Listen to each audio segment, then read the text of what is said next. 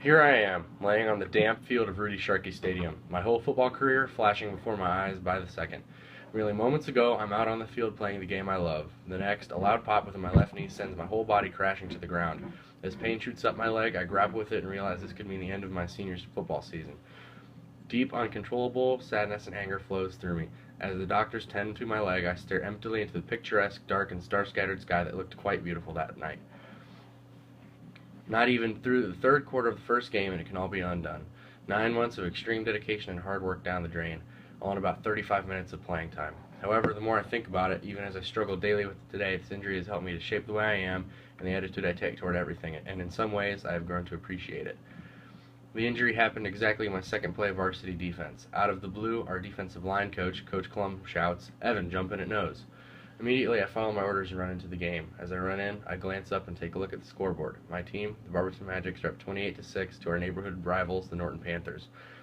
Seeing this, I think to myself, why exactly I'm coming into the game to play defense. My primary position is on offense at center. Typically, I never play anything else, though I regularly practice the position in case of one of the starters getting injured.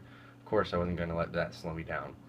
One play goes by for no particular gain by Norton's offense. Our stellar linebacker duo of Kobe Booker and Key Thompson hold their running back to a mere gain of 2 yards. As Norton's offensive line struts back to the line to run the next play, I mentally prepare for the job I have to do. Rush the gap to my right between their center and guard. Simple. The ball snaps, I run forward hard. Then out of nowhere, my left knee bows in and gives off a loud pop. I yell and immediately fall to the ground. Our competent group of school trainers and on-field orthopedic doctors assess the damage my knee has undergone. With that done, they help me limp to the bench where I rest for the remainder of the game with a cold bag of ice surrounding my swollen knee. All the fear in the world of losing my season is swirling through my head. Now I would have to wait a painful 2 days before a doctor could truly assess the damage. That Sunday morning, I saw my orthopedic doctor, Dr. Stemple. I wait anxiously in the lobby as my name is called. I crush into his office. As he examines my knee, I realize how skilled this doctor really is. He tells me that he has done several anterior cruciate ligament or ACL surgeries and treated several others. A torn ACL is what I'm fearing the most. Without question, my senior season would be over if this is the case. Then it happens. The doctor's words all blurred to my ears except for ACL. With the most self-control I can muster, I hold back from bursting into tears. However, he offers me a gleam of hope. An MRI will be able to tell us the most accurate results. That following Friday, I lay in the machine while the MRI scan screams odd and loud noises in the background. After it is done, the radiologist tells me that I have a small tear within my medial collateral ligament, or MCL. A flood of relief rushes through my mind knowing that some of my senior season can be saved. I get up, thank the doctor, and head to the hospital's radiation center with my mother, both of us gleaming about the prospects given to us by the MRI. Now the road to recovery will begin, starting with a couple small setbacks. 2 weeks of physical rehab and therapy, the note reads. This note, though positive and the overall content still fills me with resent. I want nothing more than to suit up and run onto that field with my team. However, this is holding me back yet again. Flashing forward 1 week, I am currently in my second week of therapy and I'm getting closer and closer to making my comeback. Countless repetitions of balance and stability workouts, multiple days spent with sore muscles and tight hips. At this point, I couldn't care less. Anything that will get me back on the field faster is going to get every ounce of effort I am able to muster. The feel of my helmet and pads, the butterflies before kickoff, and hearing 5,000 screaming fans behind me only a week away.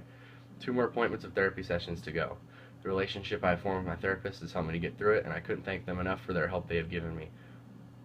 This injury has been a terrible and horrifying experience for me, but it has also taught me a very good, important experience about life. My torn MCL has given me time to sit and think deeply about just how unpredictable and cruel life can really be. On one side of the metaphorical coin, you could simply be angry, slip into a slump, and let it get the better of you. This is how I immediately reacted, and it's hard not to. The anger that fills your head can overpower almost everything else. It's much easier to bow down and let it just take over.